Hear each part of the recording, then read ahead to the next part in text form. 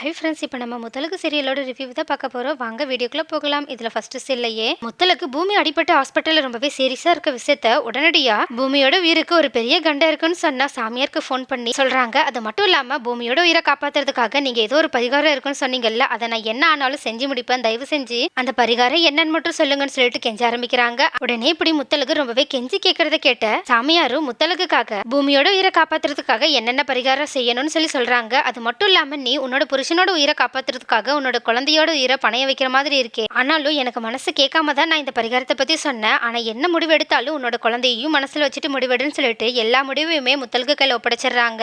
அப்போ இதை கேட்ட முத்தலகு இதுக்கு முன்னாடி டாக்டர் இவங்களால ஒரு குழந்தை தான் பெத்துக்க முடியும்னு சொன்ன விஷயத்தையுமே, அதுக்கும் மேல பூமியோட உயிர் இப்போ ஆபத்துல இருக்க விஷயத்தையுமே நினைச்சு பார்த்துட்டு பூமியோட உயிரையும் காப்பாத்தணும், என்னோட குழந்தையும் நல்லபடியா இருக்கணும்னு சொல்லிட்டு கடவுள்கிட்ட வேண்டிக்கிட்டு கடைசியா ஒரு தடவை பூமியை பாக்குறதுக்காக டாக்டர் கிட்ட எல்லாம் பெர்மிஷன் வாங்கிட்டு அவங்கள பார்த்து ரொம்பவே சென்டிமெண்டா பேசிட்டு அங்கிருந்து கிளம்பி போறாங்க. அது மட்டும் இல்லாம கோவிலுக்கு போனதுக்கு அப்புறமா அவங்களோட ஃப்ரெண்டுக்கு கால் பண்ணி பரிகாரம் செய்யறத பத்தி சொல்லவும் அவங்களோட ஃப்ரெண்டும் முத்தலகுக்கு உதவி செய்யறதுக்காக அவங்க கூட வராங்க. ஆனா இந்த விஷயத்தை கேள்விப்பட்ட பாண்டியம்மா அஞ்சலியோட கோவிலுக்கு வராங்க. ஆனா இது தெரியாத முத்தலகும் எல்லா பரிகாரமும் செய்யறதுக்காக பூஜாரி கிட்ட எல்லா சடங்குமே செஞ்சுட்டு இருக்காங்க. ஆனா எதுவுமே தெரியாத பாண்டியம்மாவோ முத்தலகு எப்படி இந்த பரிகாரம் எல்லாம் செய்யலாம், நியாயப்படி பார்த்தா ஃபர்ஸ்ட் பூமியோட வாரிசு சுமக்கிறது அஞ்சலி தான், அதனால அஞ்சலிக்கு தான் எல்லா உரிமையும் இருக்குன்னு சொல்லிட்டு அஞ்சலியை வலுக்கட்டாயமா அந்த பரிகாரத்தை செய்ய வைக்கிறாங்க. ஆனா முத்தலகோ தான் பூமிக்காக இந்த பரிகாரத்தை செஞ்சாதான் பூமியோட உயிர் காப்பாற்ற முடியுன்ற காரணத்துக்காக எல்லா வழியுமே பொறுத்துக்கிட்டு பூமிக்காக எல்லா பரிகாரத்தையுமே செய்யறாங்க. அது மட்டும் இல்லாம இந்த பரிகாரத்தெல்லாம் செய்யும் போது பூமியோட நினைவுகளை நினைச்சுக்கிட்டே செஞ்சுட்டு இருக்காங்க. அப்போ ஒரு கட்டத்துல எல்லா பரிகாரத்தையும் முடிச்சுட்டு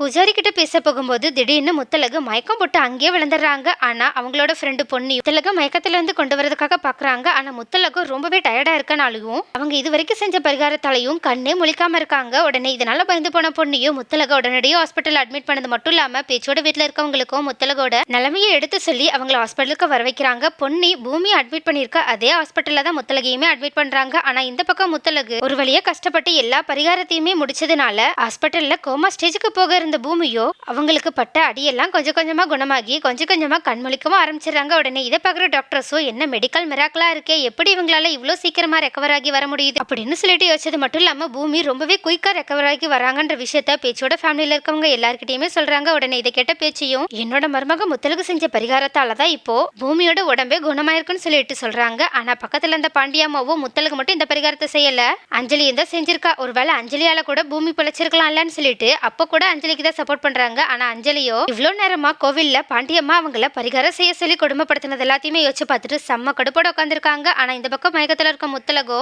ரொம்பவே டயர்டா பெட்ல படுத்திருக்காங்க. அப்ப அவங்கள செக் பண்ண டாக்டரும் இவங்க இப்ப பிரெக்னண்டா வேற இருக்காங்க, அது மட்டும் இல்லாம இவங்க இவ்வளவு வேலை செஞ்சதுனால இப்போ அவங்களோட உடம்பு கொஞ்சம் சரியில்லாம இருக்கு, அதனால நீங்க அவங்கள ரொம்பவே கவனமா இதுக்கப்புறம் பாத்துக்கணும், அப்படி இல்லைன்னா அவங்களோட வயித்துல வளர்ற குழந்தைக்கு ரொம்ப பெரிய ஆபத்தாயிரும்னு சொல்லிட்டு பேச்சோட தலையிலேயே பெரிய இடியை இறக்குற மாதிரி பேசிடுறாங்க. உடனே இதை கேட்ட பேச்சையும் கடவுள்கிட்ட மனசுக்குள்ளேயே வேண்டிக்கிறாங்க, எப்படியாவது என்னோட மருமகளையும் அவ வயித்துல வளர்ற என்னோட கொலவாரிசையும் எப்படியாவது நீ தான் காப்பாத்தணும்னு சொல்லி வேண்டது மட்டும் இல்லாம பூமிக்காகவும் வேண்டிக்கிறாங்க. அப்போ இந்த பக்கம் பூமி கொஞ்சம் கொஞ்சமா கண்முழிச்சு முதல்ல முத்தலகு பத்தி தான் விசாரிக்கிறாங்க. ஆனா அப்பதான் பூமிக்கு முத்தலகு ரொம்பவே டயர்டா ஹாஸ்பிட்டல்ல படுத்திருக்க விஷயம் உடனடியா அவங்கள பாக்குறதுக்காக போறாங்க. நெக்ஸ்ட் என்ன நடக்கும், முத்தலகு சீக்கிரமா கண்முழிச்சு பூமி நல்லா இருக்கிறத பாப்பாங்களா, அதுக்கும் மேல முத்தலகோட குழந்தைக்கு எந்த ஆபத்து வராம அந்த கடவுள் அவங்கள காப்பாத்துவாங்களா இல்லையான்றத அடுத்த வீடியோல பார்க்கலாம்.